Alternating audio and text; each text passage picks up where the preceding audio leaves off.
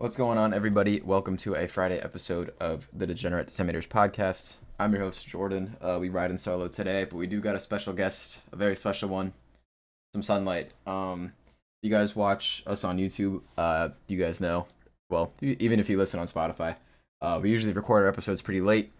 I had a morning class today, so I decided sleep was more important. Thankfully I did, otherwise I would not have the energy to be doing this right now. But yeah, sorry about the wacky upload time, but happy to get an episode out. A little bit of a rough day yesterday. Yesterday was pretty big. So we gave out 3 picks on the podcast here, and then I did end up giving out a 4th pick on the Instagram. Once again, guys, I primarily when we don't have episodes, I put plays, but I have made 2 plays this week official for the podcast on Instagram. If you guys aren't following us on there, please do so at DD Sports Podcast. If you do, appreciate it, and just so you don't miss out on extra plays. But if you missed out yesterday, it's okay because it didn't hit. So yeah, like I said, 4 picks total. For 5.7 units in play.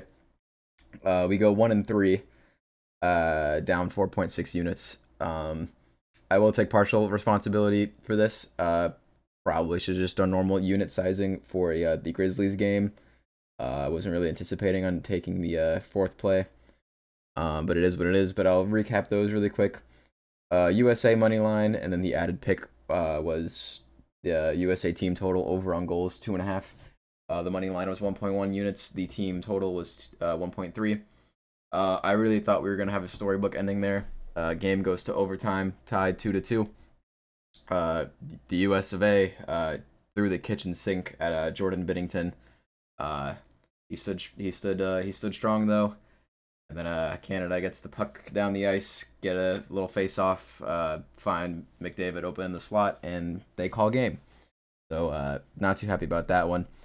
Grizzlies -3. That was our big one of the day for 2.2 units. Yeah, Pacers went on a crazy run. They dropped 50 points in the second quarter alone, at 70 at halftime. The Grizzlies brought it back to within 5 points. I think they were down by 24. I think that was the biggest deficit. They brought it back within 5 points. I think this was still in the third quarter, so they definitely had time. But they don't end up getting it done. I think they still lost by double digits. And then Derek White, the hero of the day to avoid a shutout, took us over 17.5 points in rebounds, and he cleared that relatively easy. Let me see if I can pull that up really quick. Actually, he cleared that by like a long shot. I know at halftime we only needed like 4 or 5 points in rebounds. Let me see here. Derek White, yesterday's game. But yes, yeah, he had 16 points and 10 rebounds, so cleared it by 8. So we'll take it there. Like I said, 1-3, down 4.6. We kick it into Friday. No hockey today. The NHL returns tomorrow, I believe. So hopefully we'll have some good plays there. I got 4 basketball plays coming at you today, though.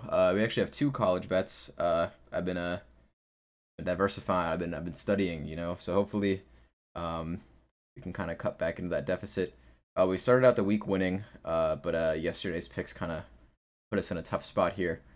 But it's all good. I'm optimistic. So first game we're looking at. Let's see which one I want to talk about first. We'll do Marquette at Villanova. I think the Michigan game is star of the show tonight, so we'll save that for next. I'm gonna keep this one pretty short because I do have a lot to say about the Michigan game. In the Big East Conference, Marquette has simply just been way better than Villanova. 11-4 in the conference, while Villanova is only 8-8. Marquette did have a little 3-game skid. Right before this 3-game skid happened, they were peaked at number 9 in the AP rankings. But since then, they've lost their they've won their last 2 games, and the Creighton Blue Jays are creeping up on them. They have the same record. I'm actually not sure what the tiebreaker is for conference and college basketball, but yeah, the Creighton Blue Jays are sitting right behind them in the conference. So I think a big one here would be huge for them. It looks like I think St. John's is pretty locked in for the conference championship game. They hold the number 1 seed. I think they're 2 games above. Is it 2 or 3? I think it might be 3 actually. I think they're 14-2 in the conference, so they have a nice little lead. I think they're pretty locked in for the conference championship. But I think if Marquette wants a shot at playing in that game. I think a win here against a relatively struggling Villanova team is pretty crucial. Um, I do talk about physicality in the Michigan game, which I'll get to, but I think the same thing kind of comes into play here. Villanova does play some very tough basketball, but I think Marquette is going to do the same. Hopefully, wear them out and take this win on the road here. Uh, Marquette's catching 1.5 points. I Yeah, sure. Um, I believe. Let me see what the money line picks or price is. Let's see. Yeah, it's minus 135 for the money line. So I mean, it's 2 points, but it's minus 115. So I'm taking the spread here. I'm taking the road favorite in Marquette, minus 1.5 for 1.15 units. Next college game. This is the big one. Michigan State at Michigan. This is a big game for both of these teams. I think it's going to be a great game. Relatively tight. But Michigan is undefeated at home, 12-0, and they sit atop the Big Ten conference with MSU right behind them. So there's a big chance we see this matchup happening again for the conference title.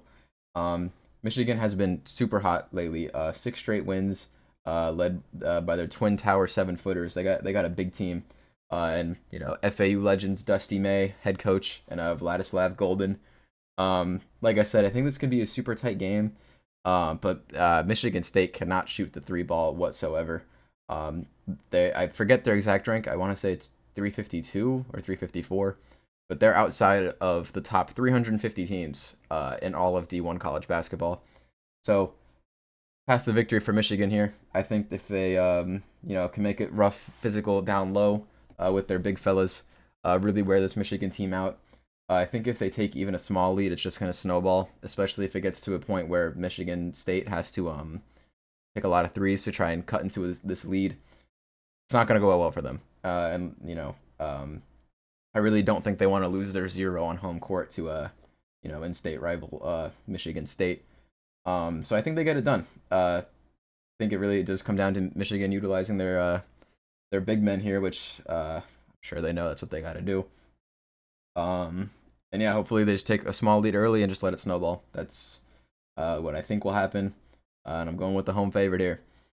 Taking Michigan minus 2.5 for another 1.15 units. And that's going to do it for college basketball. We're going to move into the NBA now. I got 2 picks. Going to start with the Warriors at the Kings. Last time we took the Kings, I kind of said I really don't know what kind of position the oh, my dog better start barking. No, don't bark. Nope. Start barking. Nope. My God. All right, 1 second, guys. All right, she stopped. Looking at the Warriors at the Kings, like I said, I tried giving the Kings the benefit of the doubt, but it's kind of hard to see what like their end goal is here. Are they contenders? No, I've decided.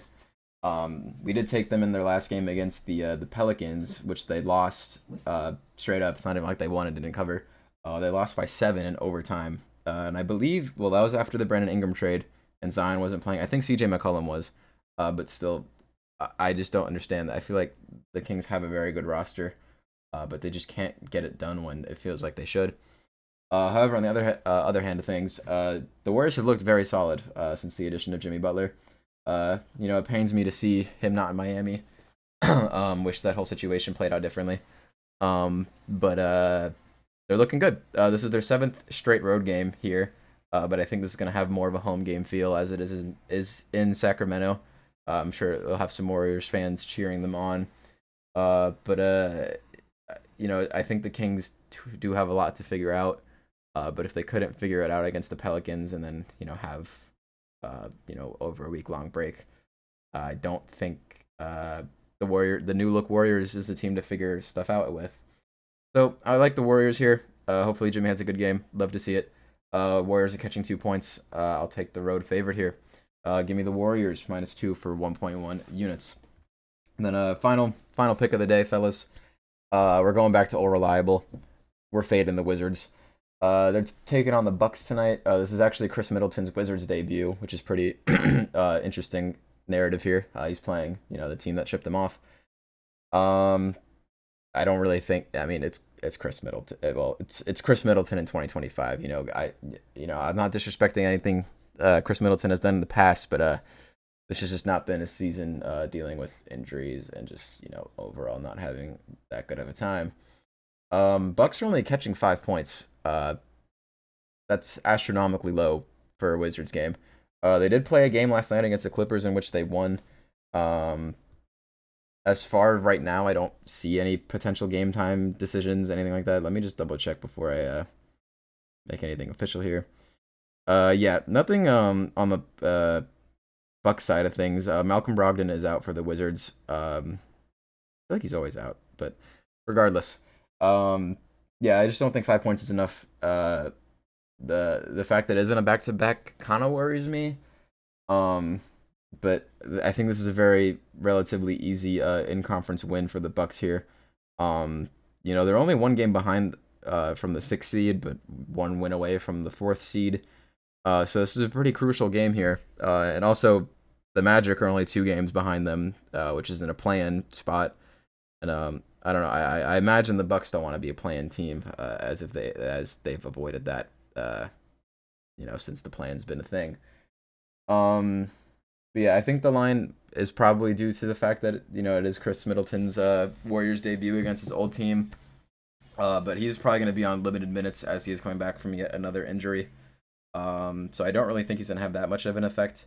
And Jordan Poole did ball out last time they played. He dropped 42, I believe. I just can't see him doing that again.